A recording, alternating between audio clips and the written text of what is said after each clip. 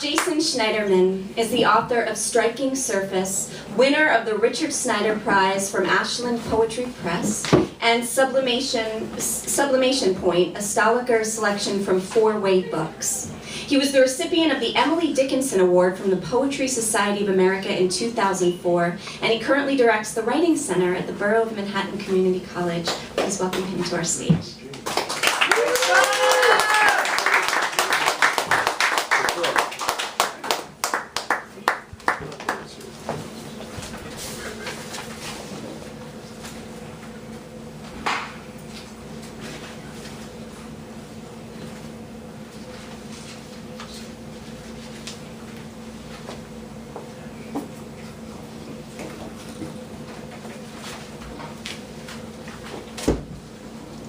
Do you know who Alan Turing was? Is that a familiar name?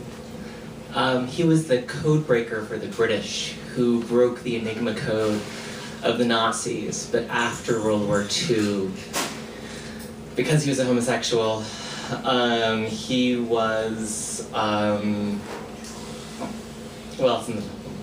he was also, because he was such an important computer scientist, he has a test that's named from the Turing test, was an idea from Alan Turing, and the Turing test would be for a computer that could pass the Turing test.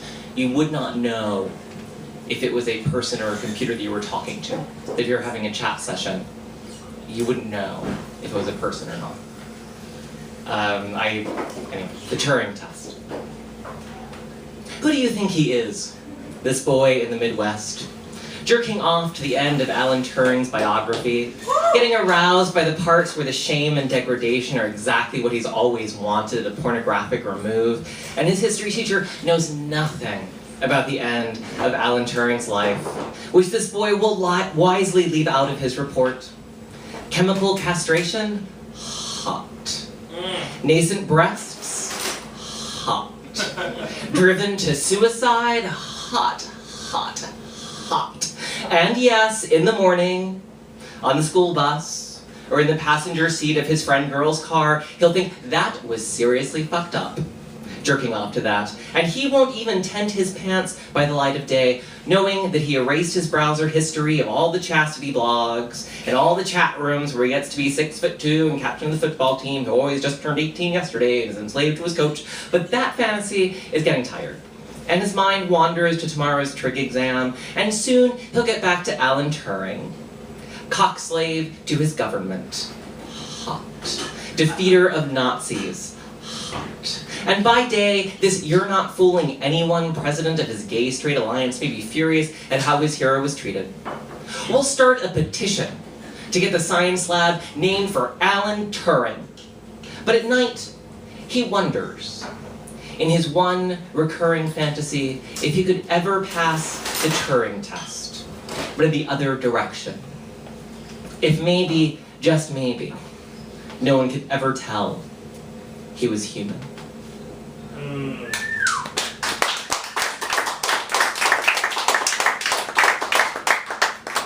I thought that during Gay Pride Month, I should probably stand up for gay shame. It's so productive. We get so much out of it. So anyway, the next two poems about pornography. And if you've never watched pornography, I don't know, it's actually changing. No, I used to give this speech, and pornography is a little different now. But the way pornography used to work, back when I was a younger homosexual, pornography would always be built around some scenario. Like, I would drive through your toll bridge, and instead of just paying you the toll, we would have sex. Or, just anything we had to do. But in old pornography, you would actually be doing something, and then you would have sex. Pornography. The plumbing will never get fixed, and no one ever makes it through a job interview. The maid can never quite make up the bed, and jail is not so bad. The anthropologist will never finish her report, and the clerk will never restock the shelves. Come, let us praise these idealists who cannot wash cars or deliver packages. Let us worship at their focus, the way it always comes back to where they're going. Come, let us find these practitioners, pretty, starving people, as naked and sterile as the day they were born. They need us, and clothe them, and feed them.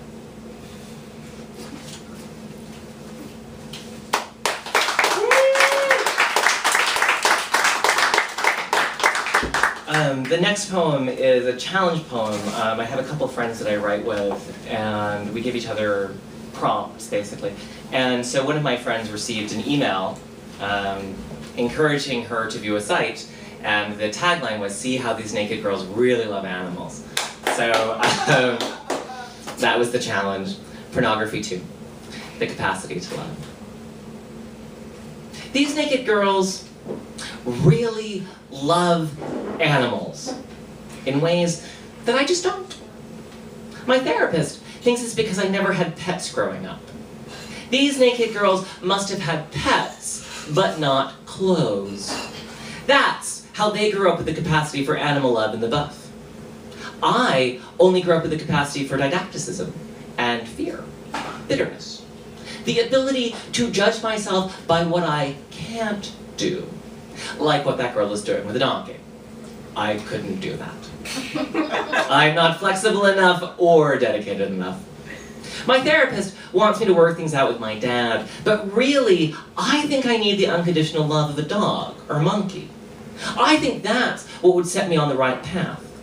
Did these girls have weird, displaced Oedipal complexes that they somehow brought to their after-school job at the stable? I'm sorry. Women have Electra complexes. I'm the one who couldn't get an Oedipal. If I had managed an Oedipal complex, I would get to be straight. But, gay as I am, I'm not gay enough to take a donkey cock like that. My therapist says I'm a narcissist. I guess it's true. Because that girl's fucking a donkey, and all I can talk about is myself.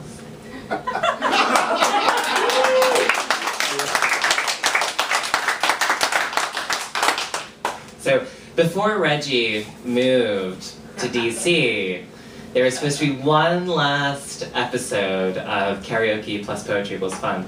Yes! And Reggie and I were going to recreate the Liza Judy version of Hello Dolly that starts the performance at the Palace. But it never happened. It can still happen. Well, I've been thinking, and I think that what would make more sense now is if, because I have the sailor suit, if you and I recreated Judy and Barbara doing the mashup, because mashups are popular now, right? Yes. If we did the mashup of Happy Days Are Here Again, Come On Get Happy. Yes. Right? But I have to be Barbara, is that alright? I could do. I'm more Judy in my old age. I feel that. I think you are more Judy. I'm gonna have her hairstyle. In your old age. So what? So the fuck what?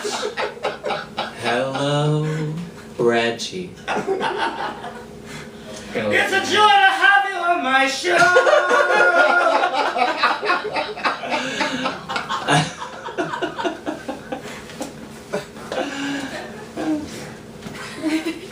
I'm going to close with 2 poems that are love poems for my husband that close my first book. Anatomy 1. Last night, love, I dreamt that you were big and I was small. So small, my head fit between your thumb and forefinger, and you were dissecting me like a frog in biology class. But you couldn't do it. Your hands were too big and too clumsy, you kept cutting too deep, so I told you to give me the blade from the scalpel, and I did it myself. I pulled back my skin, layer by layer, pinning it down, meticulously labeling the organs as I placed them around me. It didn't hurt at all, love, I swear I didn't feel a thing. I was proud of the job I'd done. I was sure you would get an A. I liked being beautiful, for you. So pale, clean, and open. Anatomy 2. Last night, love, I found the door in your back and crawled inside. I thought about soldiers in the Napoleonic Wars who cut open their horses and crawled inside. I never thought those soldiers were very smart. It's a one-time thing, horse belly warmth. and by morning, they'll be cold and sticky. I came to bed after you were sleeping, and I felt your heat before I touched you. Before I touched you, I made myself small, so that when I crawled inside and rested my head on your liver, you wouldn't feel a thing.